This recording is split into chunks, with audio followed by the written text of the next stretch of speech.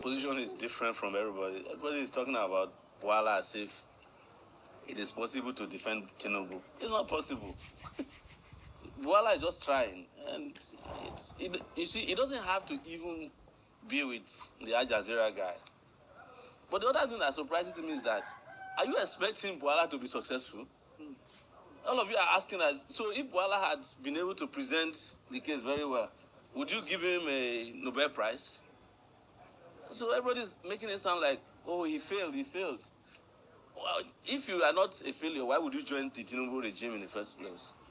All of them are in the same WhatsApp group. So you don't want Bwala to fail? That's what surprised me about some opposition people. Their reaction is as if we are expecting Bwala to just go there and just defeat and perform and present Nigeria as an Eldorado where Nigeria is falling apart. It's impossible, you know.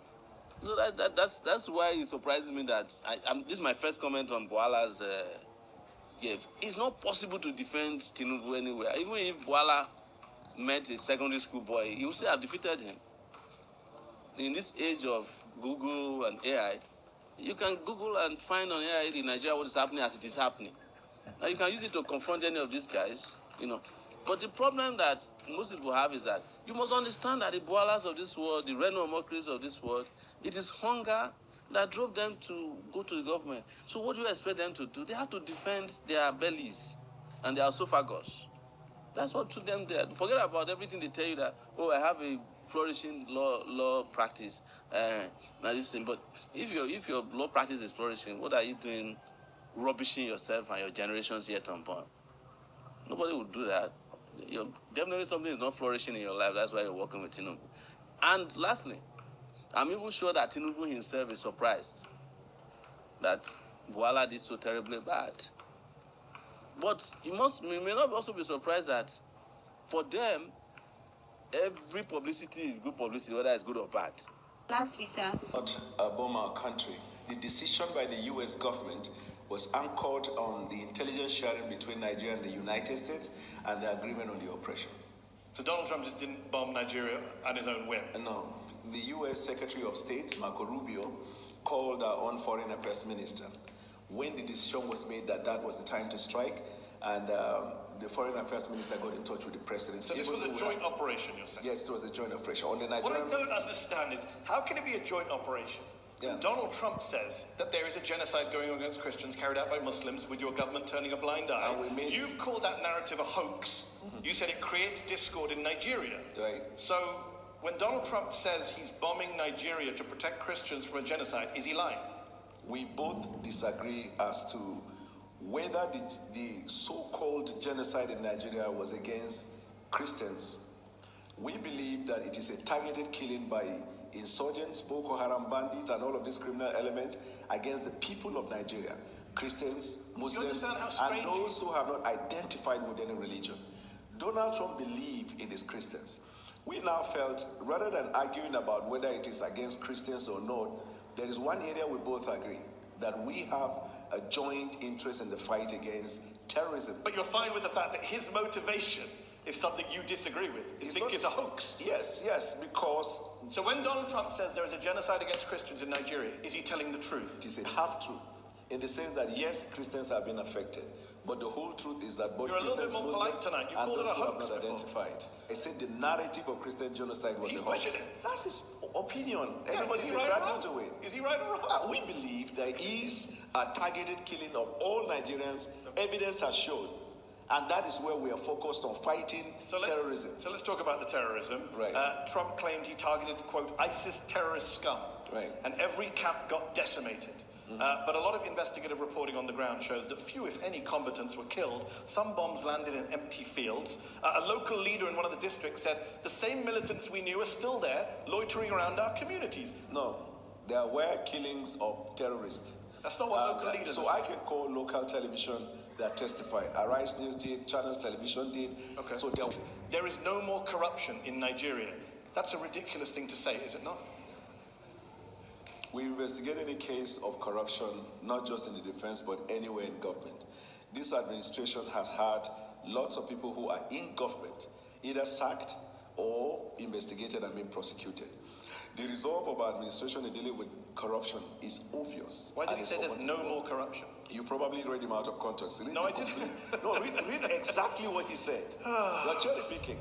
How can someone just stand and say there is no corruption in Nigeria? It is getting clearer to the people. We have more money to the economy and no more corruption. Full stop, close quote. Good. So this is the context.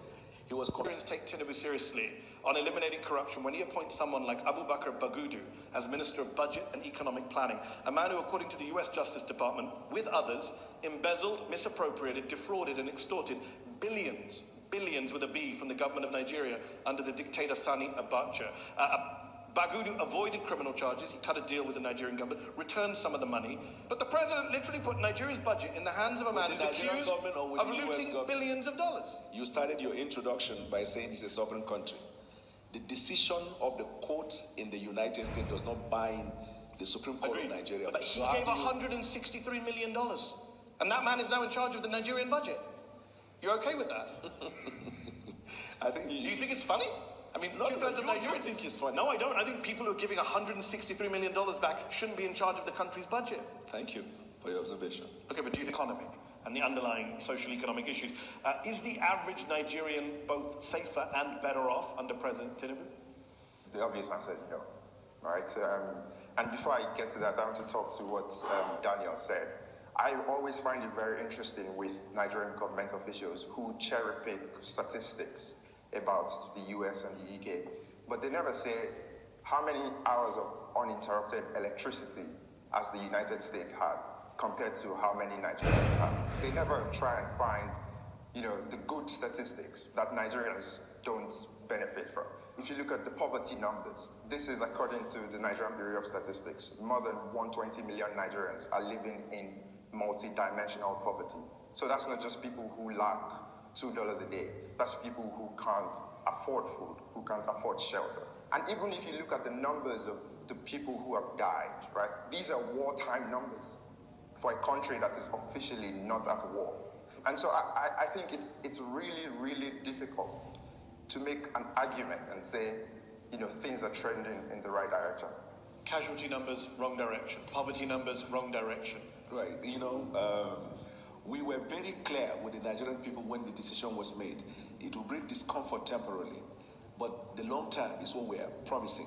We decided to also involve intervention mechanism in schools in Nigeria have been shut in the last few months because of these kidnapping attacks. Correct. 18 million Nigerian school children are not going to school, according to the UN. That is the highest number anywhere in the world. Because you're proud of that? No, I'm not proud of that because of insecurity. But the measures we are taking now, we are restoring them back to their schools. And some of them whose schools are located in places where there are no governed spaces, we are bringing them back into towns. So when you give out your stats or your...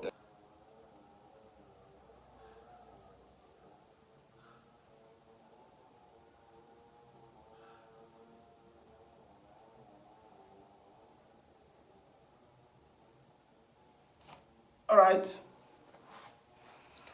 You heard everything. My own is to bring you the news.